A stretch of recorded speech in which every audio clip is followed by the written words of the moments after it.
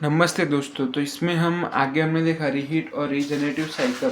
ये जो चैप्टर पूरा चल रहा है इसमें हमने इतने सारे टॉपिक कवर किए हैं। और इसके पहले हमने रीहीट और रीजनरेटिव साइकिल देखा, वो दोनों अलग अलग टॉपिक है। वो आपने जो नहीं देखा हो तो फिर आपको डायरेक्ट टॉपिक समझ में नहीं आएगा, तो वो देख लेना। मेरा नाम चैनल यूट्यूब पे जाके सर्च करना और ये जो टॉपिक है वो सर्च करना, आ जाएगा डायरेक्ट। और वो जो देख लो, फिर ये देखना छोटे छोटे 5-6 मिनट के दोनों टॉपिक है, एकदम एकदम सिंपल है। फिर आपको ये बहुत जल्दी समझ आएगा। रीहीट और रीजनरेटिव, इन दोनों का मिक्सचर ये होगा। तो चलिए स्टार्ट करते हैं। अब reheat and regenerative cycle is the combination of reheat and regenerative cycle. मैंने बोला वैसे इन दोनों का कॉम्बिनेशन है। अब ये मॉडर्न स्टीम पावर प्लांट में यूज होता है एफिशिएंसी और मॉइस्चर का जो कंटेंट होता है वो कम करने के लिए।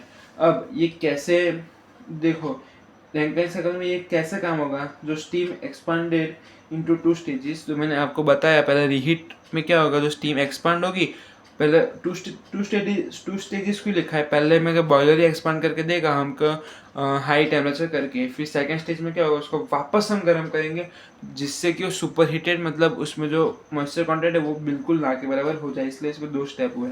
अब यहाँ पे सम स्टीम आएगा। Some steam is bled to the, यहाँ पे सम स्टीम आएगा। स्टीम,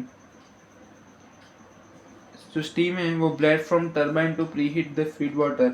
अब जो थोड़ी स्टीम होगी जो टरबाइन से हम निकालेंगे और उसको जो फीड वाटर, जहाँ से हम वाटर देंगे बॉयलर में, फीड वाटर नाम भी समझ में आ रहा होगा, उसको थोड़ा गर्म करेंगे तो क्या होगा, इतना हमको बाद में से फ्यूल कम यूज़ करना पड़ेगा और ऑलरेडी इतना हमें ज़्यादा एफिशिएंसी मिलेगी।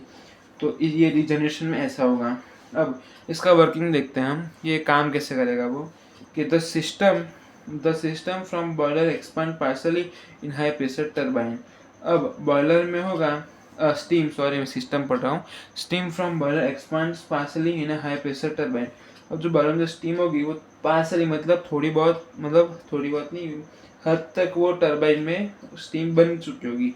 अब वो वापस हम उसको रीहीट करेंगे एट कांस्टेंट प्रेशर, मतलब सुपर हीटेड स्टीम में उसको कन्वर्ट करेंगे कांस्टेंट प्रेशर में। अब reheated steam expand again in low pressure temperature. High pressure के बाद हम इसको लो प्रेशर में रीहीट स्टीम अपना काम करेगी, वर्क डन, मतलब एक्सपांड होगी। फिर during expansion some steam is extracted to heat feed water in the feed water heaters. अब जो एक्सट्रैक्ट होगी, मतलब जो एक्सपांड होगी, तो एक्सपांड में हम थोड़ी जो एक्सपांडेड हो चुकी होगी उसको थोड़ी हम निकाल लेंगे और जो फीड वाटर हीटर है उसमें दे देंगे। तो वो जो वाटर जहाँ से आ रहा होगा तो बॉयलर में उसको ये थोड़ा गर्म कर देगी। तो यहाँ पे रीजनरेशन और रीहीट दोनों साथ में हो जाएगा। अब रिमेनिंग जो स्टीम होगी वो कंडेंस और pump back to the boiler. जो रिमेनिंग जो स्टीम होगी वो वापस कंडेंस, मतलब ठंडी हो जाएगी, और pump back to the boiler में वापस चली जाएगी। तो सिंपल था लेकिन मस्त था, आपको पढ़ने में मजा आएगी, ऐसा टॉपिक है ये। अब पर्पस क्या है, रीहीट से क्या मॉइस्चर कंटेंट कम होगा, और रीजनरेशन से क्या होगा, pre heats feed water improves thermal efficiency. से जो पहले गर्म हो जाएगी तो जो थर्मल की टेम्परेचर की जो एफिशिएंसी होगी वो अच्छी हो जाएगी।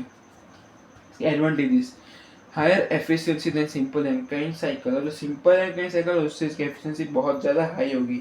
अब लोअर टरबाइन ब्लेड इरोशन, जो ब्लेड इरोशन होगा, जो रीहीट होगा तो टेम्परेचर, मतलब जो मॉइस्चर कंटेंट होगा वो कम हो जाएगा।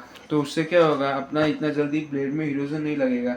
Better utilization of heat energy, और जो हीट एनर्जी होगा उसको हमें बहुत हद तक हम उसका अच्छे तरीके से यूज़ कर पाएंगे। उसके डिसएडवांटेज क्या है, कॉम्प्लेक्स और कॉस्टली। जो हम सब इंस्टॉल करेंगे बॉयलर में तो कॉम्प्लेक्स हो जाएगा और वो कॉस्टली में महंगा भी हो जाएगा। अब requires extra heat exchangers and piping, ये सब उसका एक्सचेंजर्स, तो पाइपिंग उसका एक्स्ट्रा लगेंगे वो सब। तो वीडियो अच्छी लगे तो लाइक करो, चैनल सब्सक्राइब करो। धन्यवाद।